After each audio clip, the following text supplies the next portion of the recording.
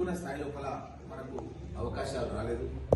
మన పరిగి అభివృద్ధి అనుకున్న స్థాయి లోపల చాలా మంది లోపల అదే బాధ ఉంది. ఏంటంటే చాలా చేయాలన్న తపన ప్రతి ఒక్కరికి ఉంది ఇక్కడ, కానీ అనుకున్న స్థాయి లోపల చేయలేదన్న బాధ వాళ్ళ మనసు లోపల ఉంది. కాబట్టి దీన్ని అన్ని కూడా దృష్టిలో పెట్టుకొని నేను గత శాసనసభ సమావేశాల్లో పరిగి గురించి నేను మాట్లాడింది కూడా బహుశా మా మిత్రులు ఎవరైనా మీకు వాట్సాప్లో పెట్టిండొచ్చు. మన పరిగి మున్సిపాలిటీ గురించి నేను మాట్లాడినాను అసెంబ్లీ. ఏం చెప్పినా అంటే పరిగి మున్సిపాలిటీ మనది చాలా చిన్నగా ఉంది. ఈ చిన్నగా ఉంటే ఏమైందంటే మనకి ట్యాక్సులు తక్కువ ఉంటాయి. ట్యాక్సులు తక్కువ ఉంటే కనుక మనకు డెవలప్ చేయాలంటే మనకు వనరులు ఉంటాయి. వనరులు లేకుంటే మనం డెవలప్ చేయలేము. కాబట్టి నేను ప్రతిపాదన తయారు చేసి నస్కల్ వరకు పరిగి మున్సిపాలిటీని ఎక్స్టెన్షన్, నజీరాబాద్ వరకు పరిగి మున్సిపాలిటీ ఎక్స్టెన్షన్, అదేవిధంగా మన సయ్యద్ మల్కాపూర్ వరకు, సుల్తాన్పూర్ వరకు మన పరిగి మున్సిపాలిటీని విస్తరించే కార్యక్రమాన్ని శాసనసభలో మాట్లాడి దానికి జీవ విడుదల. ఎందుకంటే ఎక్స్పాన్షన్ అయితేనే మనకు ట్యాక్సెస్ వస్తాయి. అక్కడ కూడా కాలనీస్ ఏర్పాటు కావాలి, కొత్త కొత్త రోడ్స్ రావాలి, అక్కడ అన్ని కూడా మన వసతులన్నీ కూడా కల్పించాలి. అట్లా కల్పించకుండా ఉంటేదంటే గ్రామ పంచాయతీలలో ఏదంటే అది సంతకాలు చేసి వాళ్ళు పర్మిషన్లు ఇస్తారు. రేపు ముందుగా ఒక ప్లాన్డ్ డెవలప్మెంట్ అనేది జరగకుండా ఉంటుంది అన్న ఉద్దేశంతో పరిగి మున్సిపాలిటీని పెంచడం జరిగింది. ఇప్పుడు రాబోయే ఎన్నికల లోపల మనకి 15 మంది ఉన్నారు. బహుశా ఒక ఎంతమంది 6-7 మంది పెరిగే అవకాశాలు ఉంది. 21 మంది సభ్యులు. ఎందుకంటే మనం చూస్తున్నాం దాంట్లో చాలా పెద్దగా ఉంది, వికారాబాద్ పెద్దగా ఉంది. మనం కేవలం 15 మందితో మనం సర్వైవ్ అవ్వాలంటే కూడా కష్టం. కాబట్టి దీన్ని పెంచడం జరిగింది అన్న విషయాన్ని కూడా తెలియజేస్తూ, అదేవిధంగా కేంద్ర ప్రభుత్వ పథకాలు మన రాష్ట్రానికి రావాలంటే అర్బన్ ఏరియాస్ కు ఇండ్లు కావాలంటే కేంద్ర ప్రభుత్వం కొంత వాటా ఇస్తుంది. ఆ వాటా ఇచ్చే డబ్బు గ్రామీణ ప్రాంతానికి తక్కువ ఇస్తుంది, పట్టణ ప్రాంతాలకు ఎక్కువ ఇస్తుంది అన్నమాట. సో అందుగురించే గౌరవ ముఖ్యమంత్రి రేవంత్ రెడ్డి గారు ఏం చేశారంటే వికారాబాద్ అర్బన్ డెవలప్మెంట్ అథారిటీ అని మన వికారాబాద్ జిల్లా మొత్తాన్ని కూడా ఈ వికారాబాద్ అర్బన్ డెవలప్మెంట్ అథారిటీ కింద తీసుకొచ్చాడు. తద్వారా ఏంటంటే మనం ఇప్పుడు ఇళ్ల పథకాన్ని స్టార్ట్ చేస్తున్నాం. మనం వార్డు లోపల ప్రతి వార్డులో కూడా ఇప్పుడు మీటింగ్ పెడుతున్నాం. మనం రేషన్ కార్డ్స్ ఇస్తున్నాం, అదేవిధంగా ఇల్లు ఇస్తున్నాం. ఇందిరామ్మ ఇల్లు, ఎస్సీ ఎస్టీలు అయితే 6 లక్షలు, బీసీలు ఇతరులు అయితే 5 లక్షలు. అదేవిధంగా భూమి లేని నిరుపేదలు 20 రోజులు ఉపాధి హామీ పథకంలో ఎక్కడైనా మన చుట్టుముట్టు కూడా పనిచేసిన వాళ్ళు ఎవరు ఉంటే వాళ్ళకు కూడా 12,000 రూపాయలు ఒక సంవత్సరానికి ఇచ్చినట్టుగా ప్రణాళిక తయారు చేసినాం. భూములు ఉన్న వాళ్ళకు ప్రతి ఎకరానికి 12,000. అంటే ఉదాహరణకు మన వైస్ చైర్మన్ గారికి భూమి చాలా ఉంది అనుకోండి, ఎక్కువ ఉంటే కూడా ఆమెకి ఎంత ఉంటే అంత భూమికి ఇస్తాం మనం. అదేవిధంగా మన నాగేష్ కు పాపం కొద్దిగా ఆటో నడపాలి, కౌన్సిలర్ డ్యూటీ చేయాలి, సాయంత్రం 2 డ్యూటీలు చేయాల్సి వస్తుంది పాపం. ఆయనకు తక్కువ ఉంటే తక్కువ ఇస్తారు, ఎంత ఉంటే అంత ఇవ్వాలి దాంట్లో. ఎందుకంటే ప్రతి ఒక్కరు రైతే పండించిన వాళ్ళకు ప్రతి ఒక్కరికి కూడా ఖర్చు అనేది అవుతుంది. మనమైతే మందులు వేయాలి, ఫర్టిలైజర్ వేయాలి, అని వేయాలి.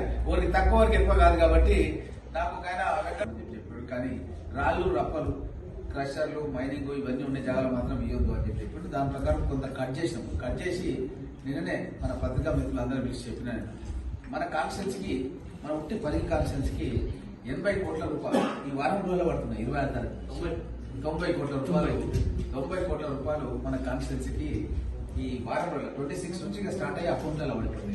రైతు బంధునే భరోసా గతంలో 10,000 రూపాయలు కానీ మనం 12,000 రూపాయలకు పెంచి 15,000 రూపాయలు చేయాలనుకున్నాం. కానీ 7,25,000 కోట్ల రూపాయల అప్పుతో ఉన్నాం. ఇప్పుడు మనం ఆ అప్పు చెల్లించడానికి మన నెలకు మనకు ఆదాయం వచ్చిన ఆదాయం 20,000 కోట్లు అయితే 6,000 కోట్లు మనము గత ప్రభుత్వం చేసిన అప్పు మీద మిత్తి చెల్లించడానికే చెల్లించాల్సి వస్తుంది. 6,000 కోట్లు మన జీతభత్యాలు, ప్రభుత్వ ఉద్యోగులకు జీతభత్యాలు చెల్లించాల్సి వస్తుంది. మిగిలిన 6-7 కోట్ల రూపాయలతోనే మనం ఈ పథకాలు 6 పథకాలు మనం అమలు చేయాల్సిన పరిస్థితి ఉంది. అందుగురించి ఏమైందంటే కొద్ది ఆలస్యమైనా సరే వెనుకకు పోయేదే లేదు. ఎంపీ ఎలక్షన్లకు ముందు ఆల్రెడీ మనం రైతు బంధు చేసినాం. ఆ తర్వాత ఇప్పుడు రైతు భరోసా ఏడాది అవుతుంది మనం వచ్చి.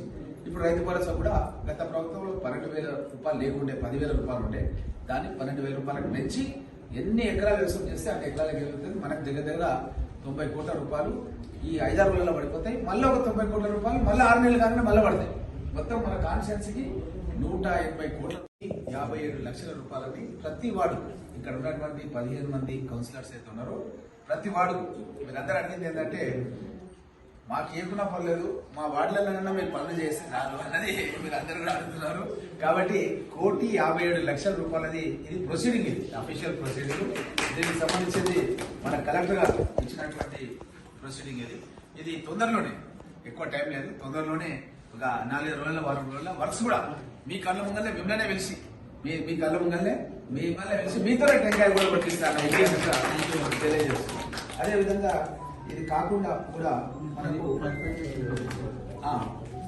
ఇది కాకుండా కూడా ఇంకా చాలా కార్యక్రమాలని మనం ఒక్కొక్క వార్డు లోపల కూడా ఈ యొక్క రేషన్ షాప్స్లలో ఇవి అప్లికేషన్స్ వచ్చినాయి కదా, ఇవి శాంక్షన్ ఉన్నాయి 1270 వార్డ్ వైజ్ ఐడియా ఉందా? చెప్పు సార్ వార్డ్ వైజ్ వాళ్ళు కూడా తెలిస్తే వాళ్ళు కూడా అని చెప్పుకుంటారు.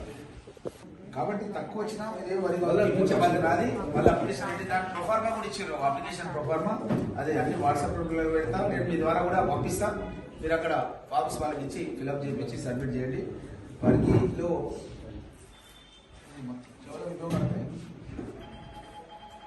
మొత్తం 15 వార్డ్స్ ఎవరు